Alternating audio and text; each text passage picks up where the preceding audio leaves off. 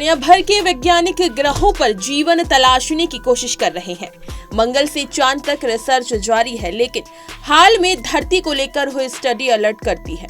वैज्ञानिकों ने चेतावनी देते हुए कहा कि धरती पर एक दिन ऐसा भी आएगा जब पूरी ऑक्सीजन खत्म हो जाएगी, इंसानी जीवन का अंत हो जाएगा। रिसर्च में ये भी बताया गया है कि ऐसा कब होगा।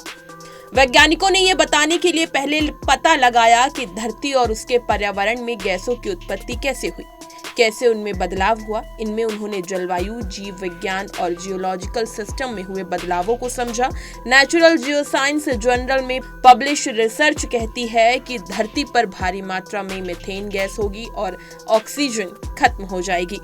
रिसर्च करने वाले शोधकर्ता कजुमी ओजाकी कहते हैं, हमने ये पता लगाने के लिए बायोजियोकेमिकल और क्लाइमेट मॉडल का इस्तेमाल किया, एनालिसिस की और रिसर्च में सामने आया। और जानकारी के मुताबिक इसमें सामने आया है कि धरती पर ऑक्सीजन खत्म होने के साथ मीथेन गैस भारी मात्रा में बढ़ेगी। शोधकर्ता का कहना है कि धरती पर ऑक्सीजन खत्म होने की घटना 1 अरब वर्ष के अंदर घटेगी।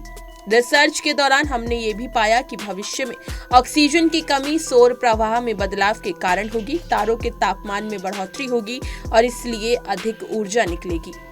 वैज्ञानिकों का कहना है कि सूरज बूढ़ा हो रहा है, ऑक्सीजन की कमी की वजह यही मुख्य कारण है। भविष्य में तारों का तापमान बढ़ेगा और उसका असर भी दिखेगा।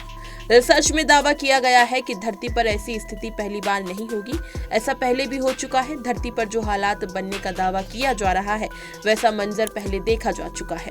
रिसर्च में शोधकर्ता का दावा है कि धरती पर ऑक्सीजन की कमी होने के हालात आर्कियन इयॉन युग में बने थे।